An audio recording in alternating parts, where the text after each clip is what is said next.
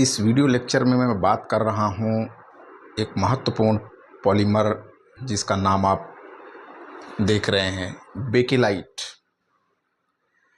Bakelite phenolic resin series का polymer है। Phenolic resin series का पॉलीमर है। यह फिनॉल और फॉर्मेल्डिहाइड के कंडेंसेशन से प्राप्त होते हैं। तो फिनॉल फॉर्मेल्डिहाइड के कंडेंसेशन से प्राप्त होने वाला जो पॉलीमर होता है उसे फिनोलिक रेजिन्स कहते हैं। तो फिनोलिक रेजिन्स को बेकेलाइट के माध्यम से समझा जा सकता है। बेकेलाइट एक इम्पॉर्टेंट सिंथेटिक पॉलीमर है। सिंथेटिक पॉलीमर है। इसकी खास बात क्या है कि यह एक सबसे पुराना पॉलीमर है, one of the oldest polymer,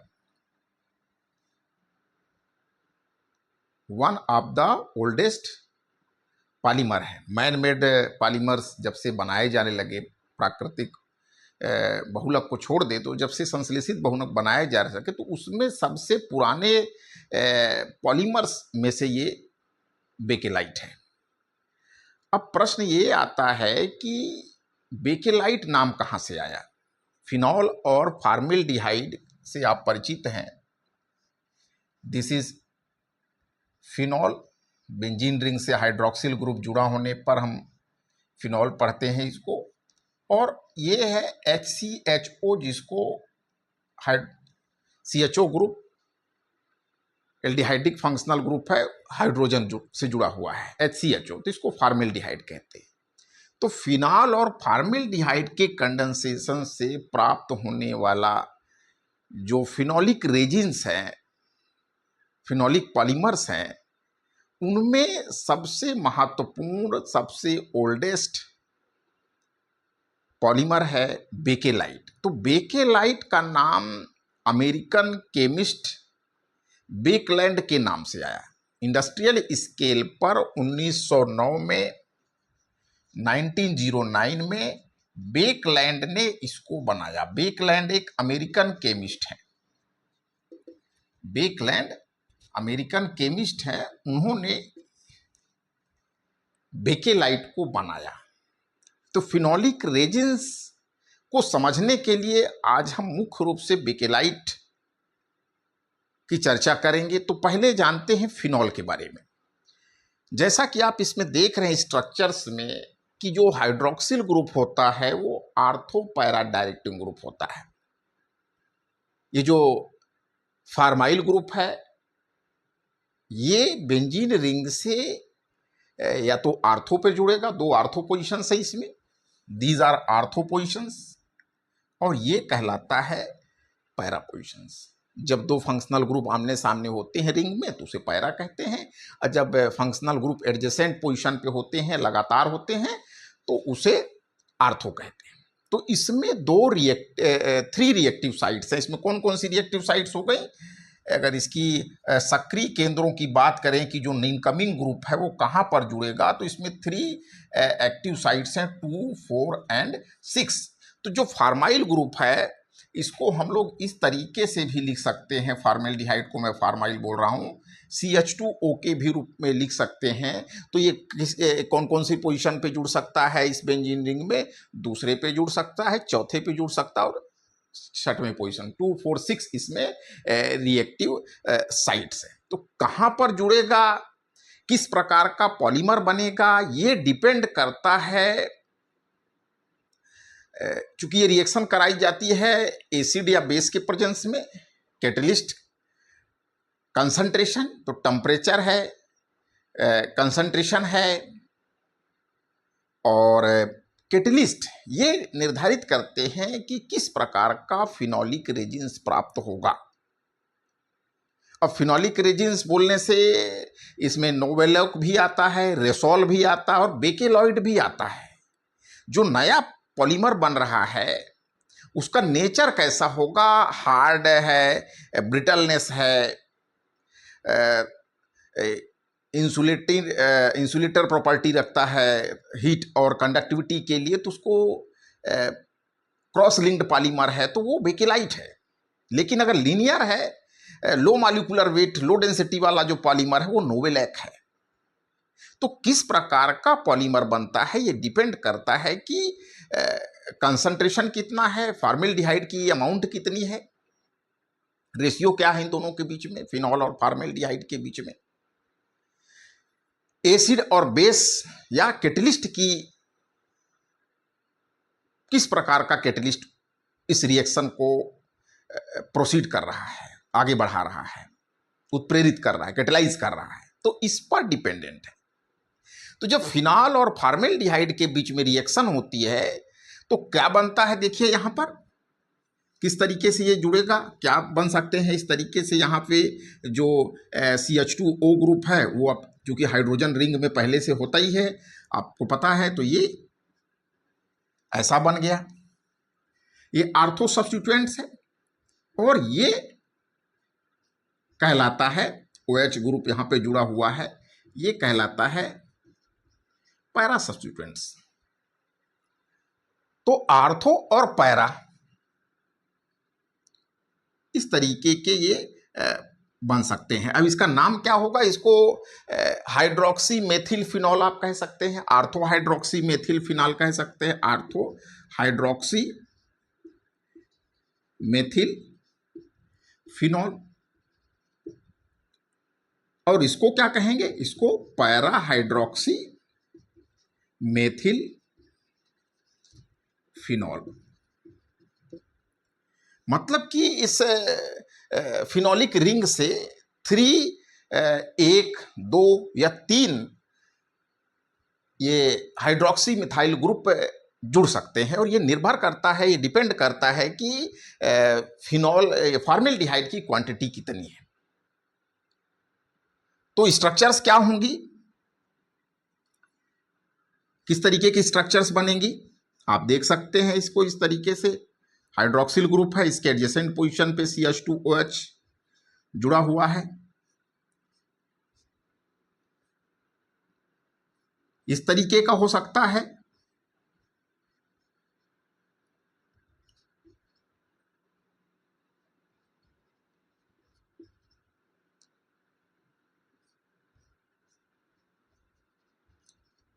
और तीसरा जो स्ट्रक्चर बन सकती है, मैं इधर बना देता हूं जगह, इधर मैं, आप देखें,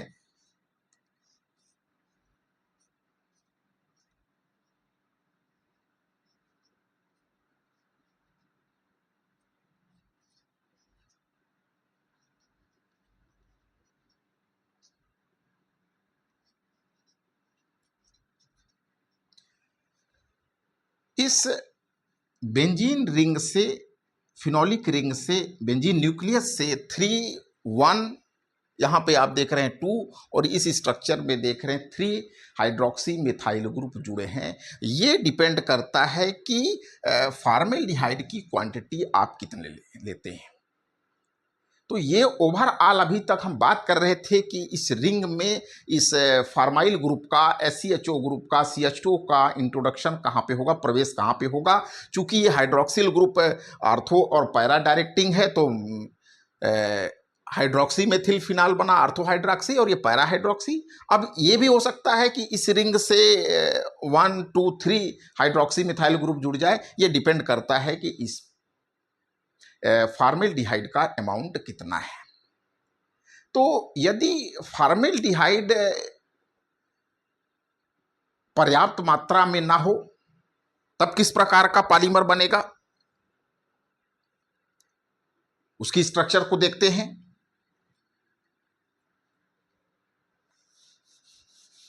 कि यदि फॉर्मेल्डिहाइड अपर्याप्त है, इनसफिशिएंट है, तो किस तरीके का पॉलीमर बनता है। इनसफिशिएंट है अर्थात 1:1 में लिया जा रहा है, फिनॉल और फॉर्मेल्डिहाइड को 1:1 में लेते हैं, तो यहां पर ये फिनॉल हो गया। आप इसके जगह पे इस तरीके का रिंग भी बनाते हैं, ये फिनॉल है। और फार्मेल्डिहाइड को मैं इस तरीके से लिख ले रहा हूं, CH2O के रूप में लिख रहा हूं, CH।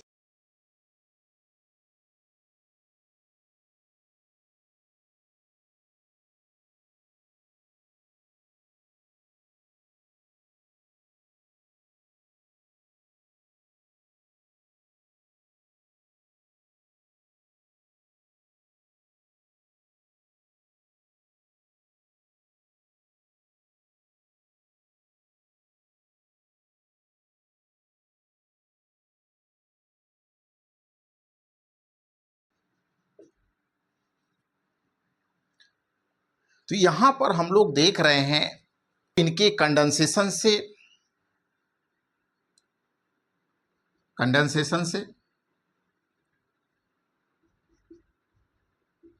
लीनियर पॉलीमर प्राप्त हो रहा है, लीनियर पॉलीमर मिल रहा है।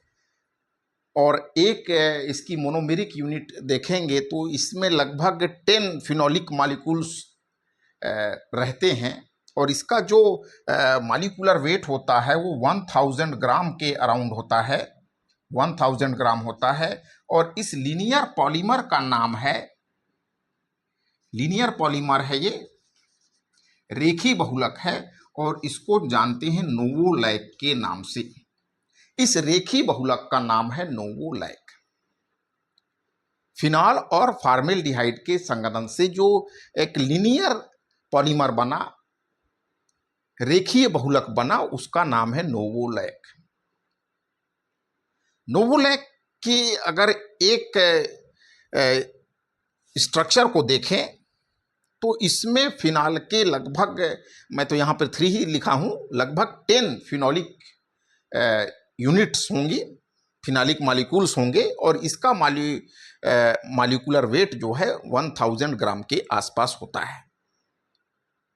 अब इसका यहाँ पर तो 1:1 में आपने लीनियर पॉलीमर देखा। अगर हम फिनॉल की फार्मेल्डिहाइड की क्वांटिटी को ज़्यादा मात्रा में ले लें, 1:10 ले लें, पर्याप्त मात्रा में फार्मेल्डिहाइड उपस्थित है, अधिक मात्रा में है, तो उस स्थिति में क्रॉस लिंक्ड पॉलीमर प्राप्त होता है। उसकी स्ट्रक्चर को देखते हैं, जिसको बेकेलाइट के नाम से जानते हैं। 1:10 में लिया जा रहा है। फिनॉल और फार्मेल्डिहाइड के बीच का जो रेशियो है 1:10 है। इस स्थिति में हायर टेम्परेचर पर, उच्च ताप पर ये रिएक्शन होती है, और जो पॉलीमर बनता है उसे बेकेलाइट के नाम से जानते हैं। ये क्रॉस लिंक्ड थर्मोसेटिंग पॉलीमर है। आगे इसकी चर्चा, इसकी प्रॉपर्टीज पे और हम करेंगे। अभी ये थर्मोसेटिंग क्रॉस लिंक्ड पॉलीमर है। तो रिएक्शन किस तरीके से होती है? फिनॉल और फार्मेल्डिहाइड के बीच में फार्मेल्डिहाइड की क्वांटिटी ज़्यादा है, यहाँ पे पर्याप्त मात्रा में फार्मेल्डिहाइड है। तो इस तरीके से ये जो फार्माइल ग्रुप है, हाइड्रोक्सी मिथाइल ग्रुप है, वो जुड़ सकता है। यहाँ पे हम लोग पैरा 20 हाइड्रोक्सी मेथिल फिनाल देख रहे हैं, 20 हाइड्रोक्सी मेथिल फिनाल देख रहे हैं, जहाँ पे यहाँ पर हम लोग देख रहे हैं कि आर्थो और पैरा पोजीशन पे जुड़ा। उस स्ट्रक्चर में देख रहे हैं कि जो हाइड्रोक्सी मिथाइल ग्रुप है वो आर्थो पोजीशन पे ही जुड़े हुए हैं। अब अगर इनका पॉलीमराइजेशन होता है, फिनॉल और फार्मेल्डिहाइड के बीच में इनकी जबकि क्वांटिटी पर्याप्त मात्रा में फार्मेल्डिहाइड को लिया गया है, तो कंडेंसेशन से जो क्रॉस लिंक्ड स्ट्रक्चर बनेगी वो किस तरीके की होती है उसको देखते हैं। CH2,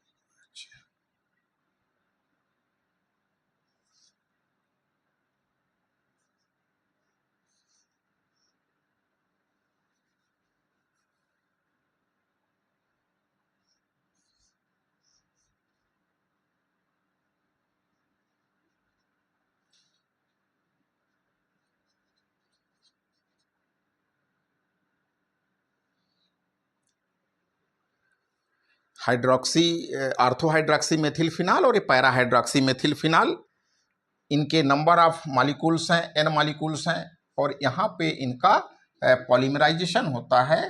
तो जो क्रॉस लिंक्ड स्ट्रक्चर बनेगी वो कैसी होगी?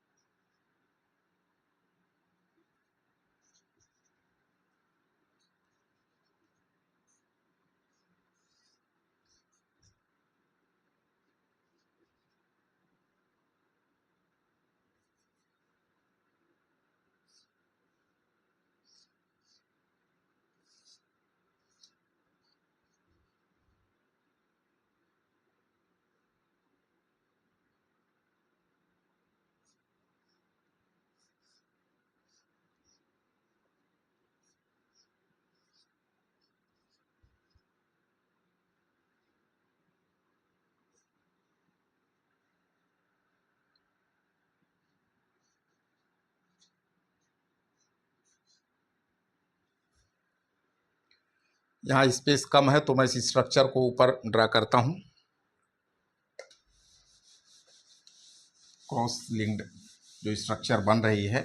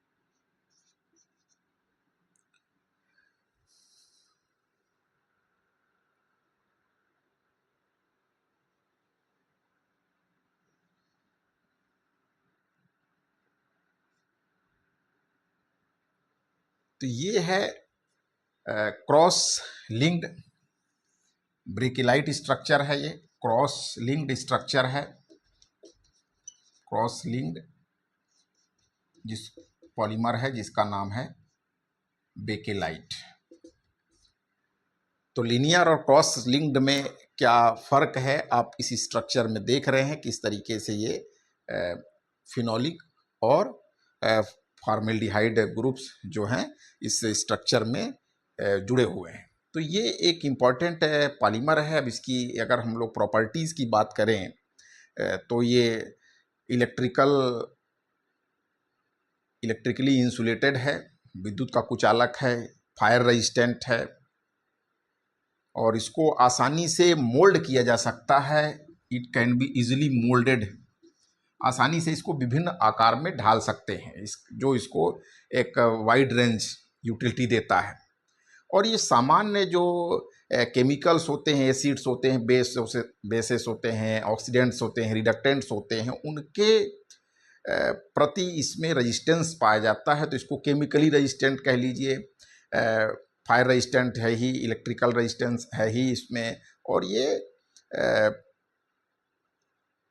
आसानी से इसको डिफरेंट शेप्स में मोल्ड कर सकते हैं, ढाल सकते हैं।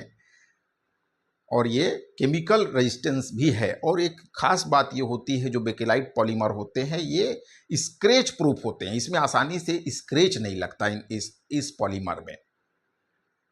अब इसके अगर हम लोग यूजेज की बात करें तो जिस तरीके से इसकी क्वालिटी को देख करके आपको पता लग रहा है कि इसके बहुत सारे यूजेज हो सकते हैं। हम लोग इसके टॉयज़ देखते हैं, बच्चों के खिलौने, विभिन्न प्रकार के जो आर्टिफिशियल ऑर्नामेंट्स बनाए जाते हैं, ज्वेलरीज होती हैं, गहने होते हैं, उसको बनाने में भी इस बेकेलाइट का यूज किया जाता है। इसके अलावा जो इलेक्ट्रिकल वायर्स होते हैं, मोबाइल और टेलीफोन्स के जो केस होते हैं, कवर होते हैं, उनको बनाने के लिए यूज किया जाता है। और जो तो कैरिंग केस बनाने में कैरिंग केस है, टॉयज है, ज्वेलरीज है।